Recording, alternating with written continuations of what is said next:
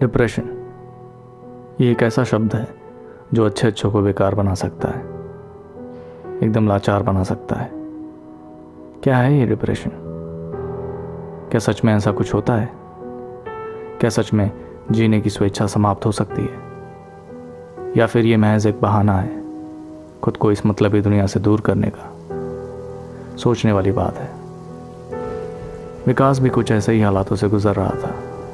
उसका जीवन मानो एक जहरीले तालाब के समान हो चुका था। मछलियाँ नहर की ओर जा चुकी थीं, कमल के फूल मुरझा चुके थे। तालाब का पानी इतना जहरीला था कि कोई जीव भी उसके करीब न था। इन हालातों में तालाब कुछ ही समय में सूखने लगता है। विकास भी अब सूखने वाला था। उसने खुद को इतना जहरीला बना दिया था जिससे वो इस दुनिया में रहने के काबिल नहीं था। वो मजबूर हो चुका था। शाम का वक्त है। तेज बारिश हो रही है। बादल गरज रहे हैं। विकास हमेशा की तरह अपने कमरे में है।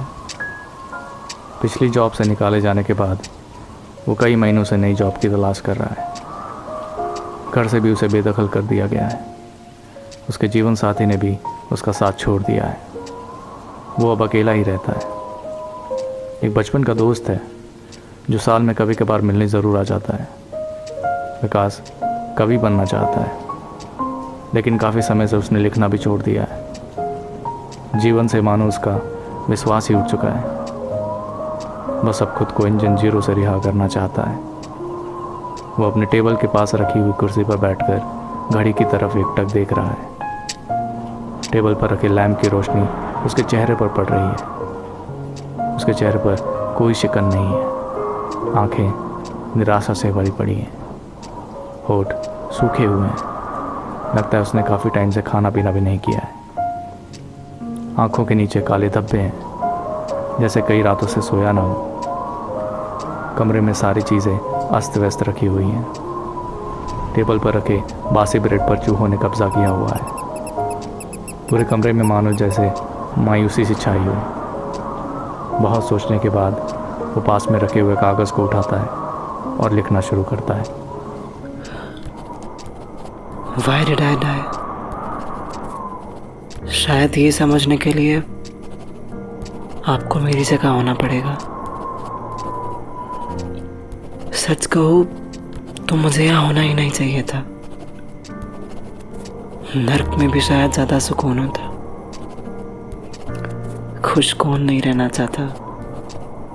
बाकियों की तरह मेरे भी कई सपने थे, लेकिन वक्त के साथ सब खाली हो चुका है। मुझसे अब यह दिखावा और नहीं होता। ऐसा नहीं है कि मैं कायर हूं, बस अब जीने का मतलब खो चुका हूं। किसके लिए करूंगा मैं अब तो मुझे सब व्यर्थ लगता है। मेरे दोस्त कहते हैं खुद के लिए जीना सीख। अब खुद के लिए कैसे जीऊं जब मैंने अपने जिंदगी की इमारत ही दूसरों की खुशी पे बनाई हो। मुझ में अभी इमारत तोड़ने की ताकत नहीं है। शायद अब इसे छोड़ने का वक्त आ गया है। इतना कहकर वो रस्सी पर लगे कपड़ों को हटाता है और उसका फंदा बनाकर पंखे से लटका देता है। वो अब तैयार है। माँ बाबा, हो सके तो मुझे माफ कर देना। इतना कहकर वो फंदा गले में डाल ही रहा होता है कि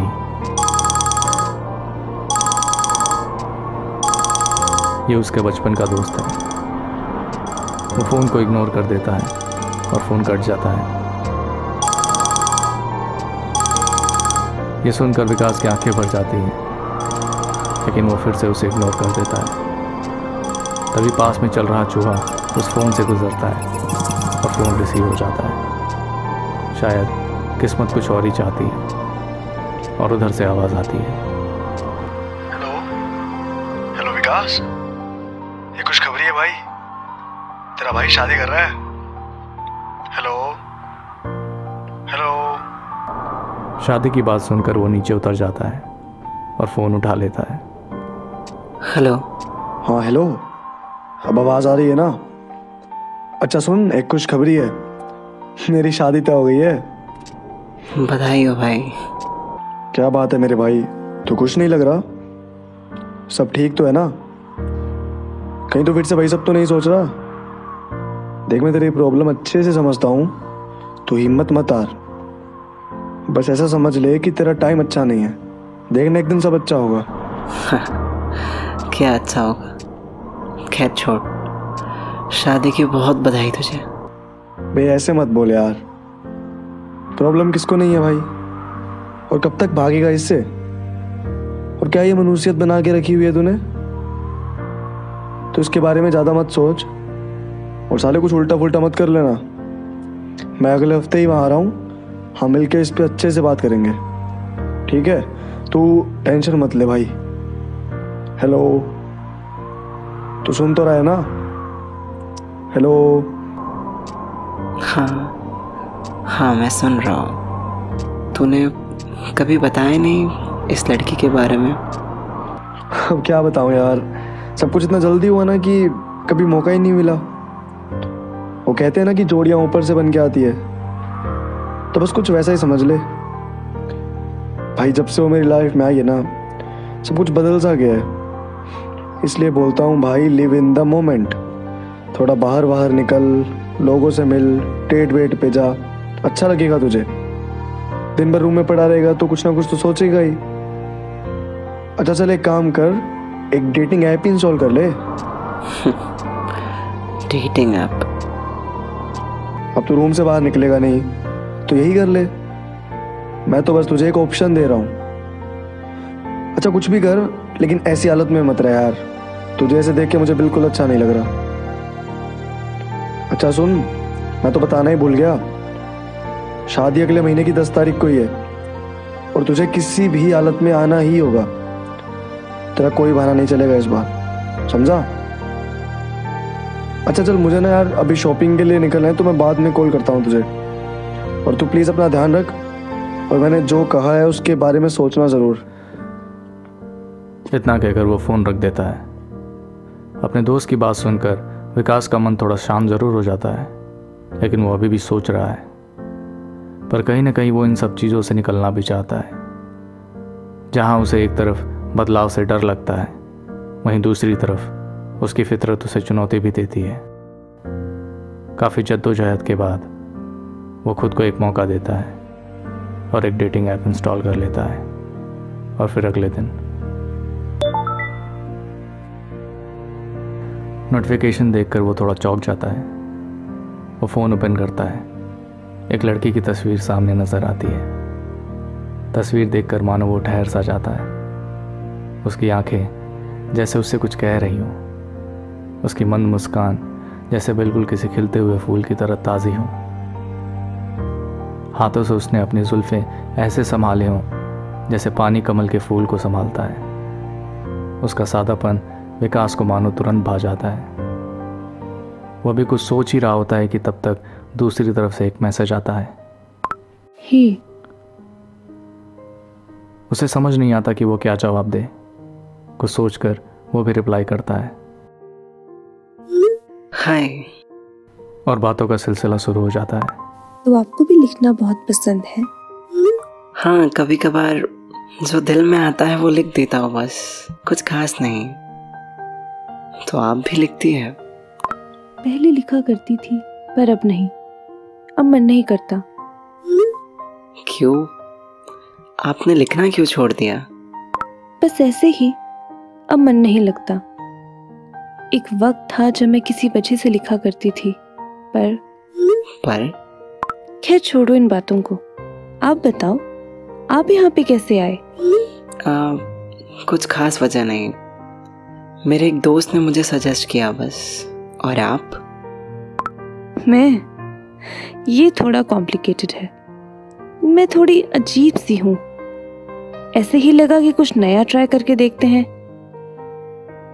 अच्छा, आप क्या लिखते हो? कभी कभार कुछ कविताएं लिख लेता हूँ, ज्यादा कुछ नहीं। कुछ फरमाइए।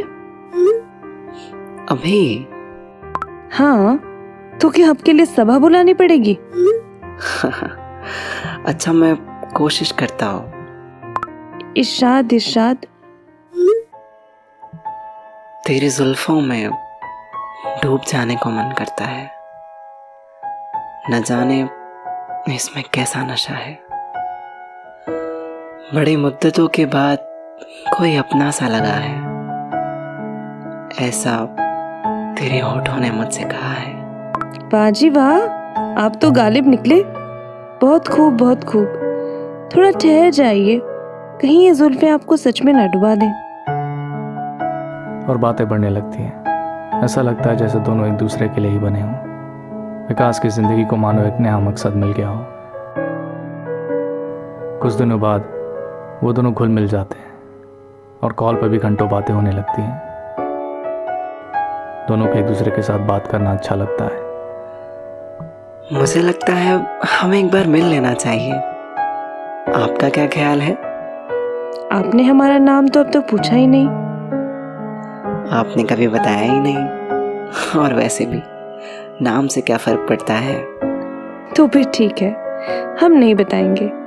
हम तो आपको मौका दे रहे थे, पर आप तो बड़े बुद्धू निकले। आप लोगों को अच्छी तरह भाप लेती है। मुझे ना आपकी यही बात बहुत पसंद है। अच्छा जी, आपको मौका क्या दिया, आप तो फ्लर्टिंग पे उतर आए। अरे ऐसी बात नहीं है, बस जो अच्छा लगा मैंने बोल दिया।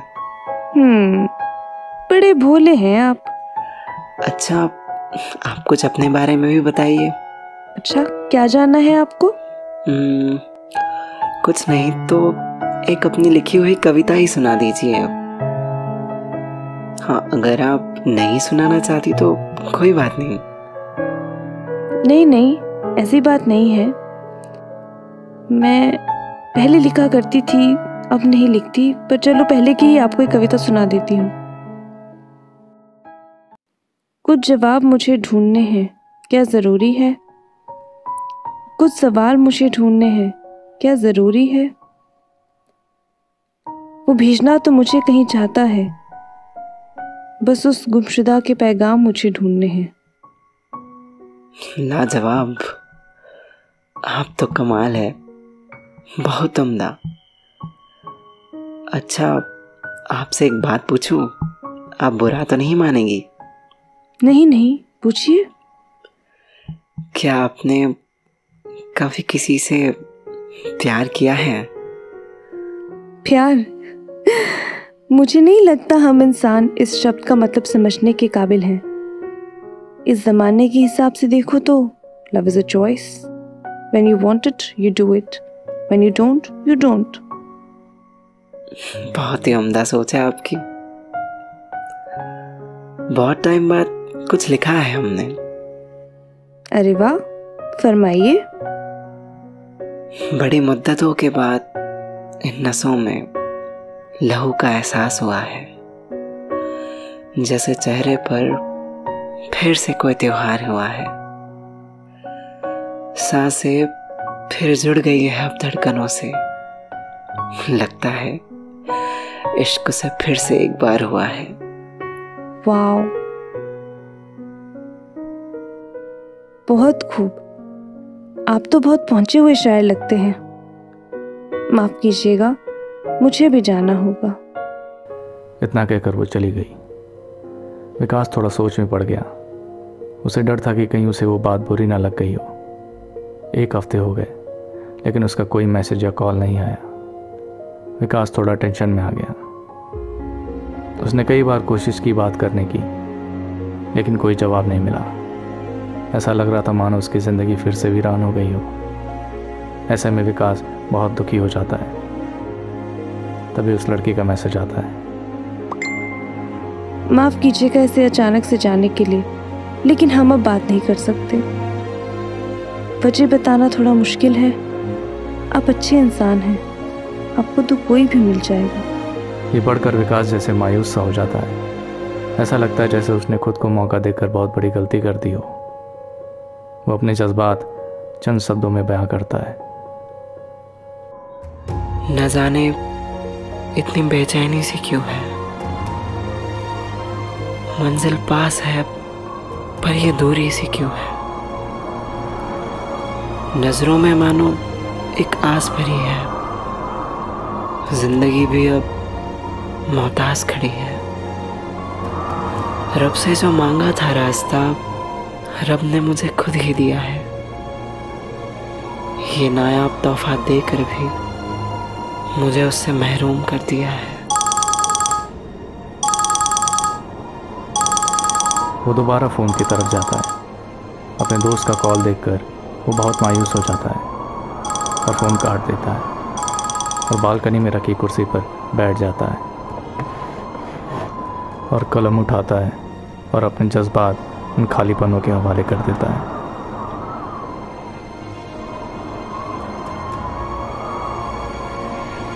जिस रास्ते की मुझे अब तक तलाश है, शायद वो मेरे नसीब में नहीं है।